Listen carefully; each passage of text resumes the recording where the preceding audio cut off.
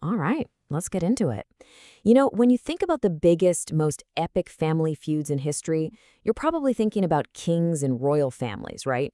Well, today, we're talking about something even bigger. We're talking about the church. We're going to dive into those moments when the single most powerful institution in the Western world just started to break apart. So, have you ever had that feeling where you look at some huge organization that you really believe in, could be a company, a government, anything, and you just see this massive gap between what they say they are and what they're actually doing?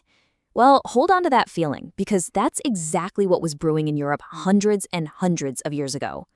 Okay, so let's set the stage. We're talking about the medieval period. And at this point, the church isn't just a religious institution, it's the superpower in Europe. I mean, it is the center of everything: spirituality, politics, culture, the whole deal.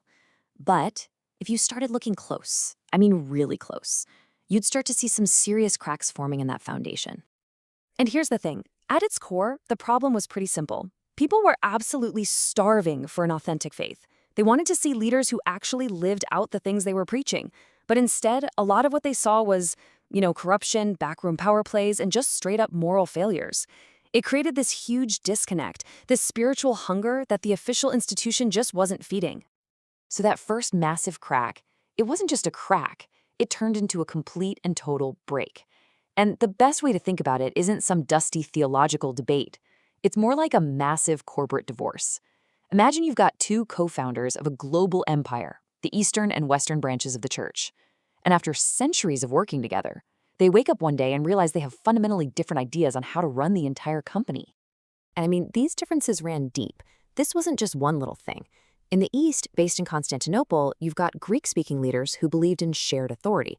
Think of it like a board of directors where everyone gets a say. But over in the West, in Rome, it was all Latin, and the structure was completely top-down, with the Pope as the undisputed CEO. So right there, they're operating on two totally different org charts, they're speaking different languages, and they even approached faith differently. It was bound to blow up. And then, you get the spark. This one little Latin phrase, filioque. All it means is, and the Son. The West decided to add it to the Nicene Creed, the core statement of faith, to describe where the Holy Spirit comes from. Now, for the East, this was a catastrophe. And it wasn't just that they disagreed with the theology. The real problem was who did it. Rome just did it, on their own. It was a pure power move, like one co-founder changing the company's mission statement without even calling the other.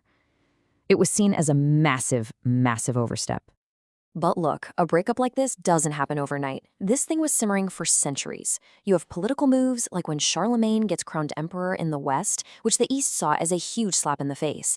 And then, finally, in 1054, the whole thing just explodes. The Pope's guy, Cardinal Humbert, walks into the main cathedral in Constantinople, the Hagia Sophia, right in the middle of a service, marches up to the altar, and literally slams down a notice of excommunication on the altar.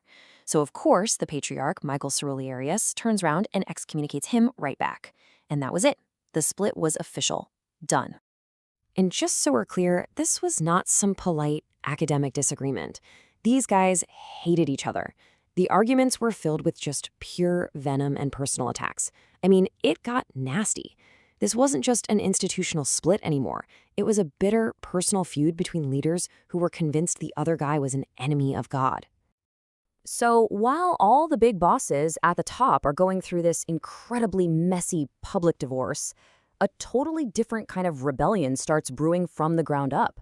You've got regular people, completely disillusioned with the official church, who start thinking, you know what, we'll find that authentic faith ourselves. And they start their own movements.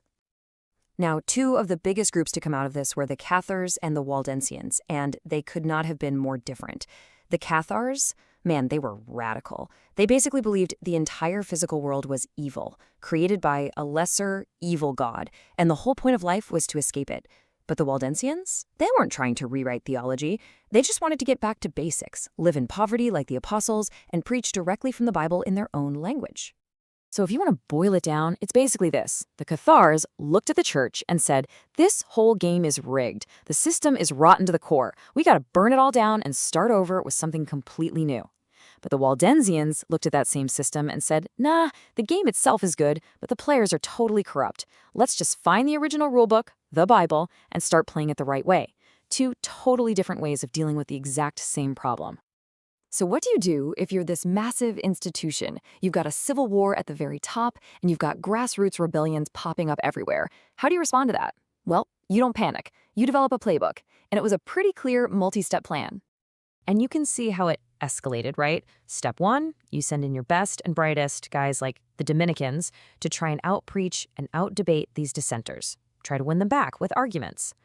If that doesn't work, step 2, you call a big meeting, a council, to officially define the rules and say, this is right and that is wrong. Step 3, you launch a formal investigation, and that's the Inquisition. And if all of that fails, step 4, you call on the army. You launch a crusade. Because heresy wasn't just a spiritual mistake back then. It was seen as treason against all of society.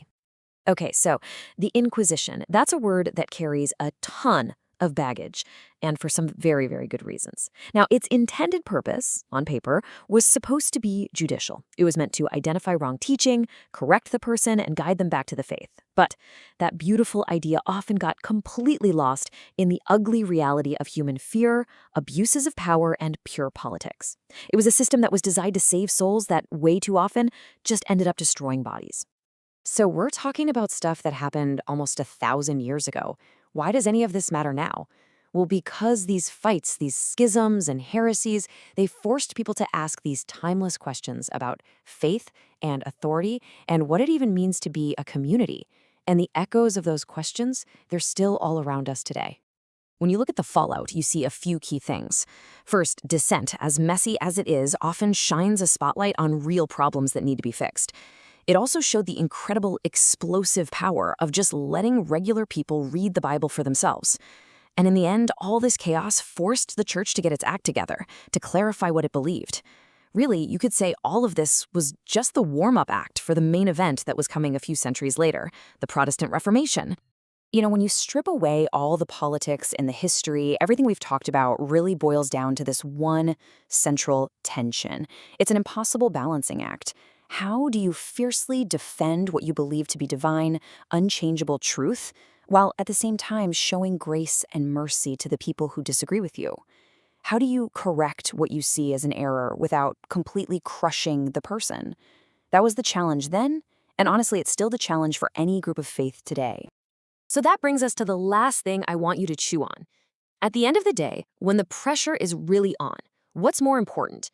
Is it preserving the absolute capital T truth of a doctrine, even if it means the whole thing splits apart? Or is it maintaining unity, even if that means you have to compromise on a core belief? If you were forced to choose just one, which one wins?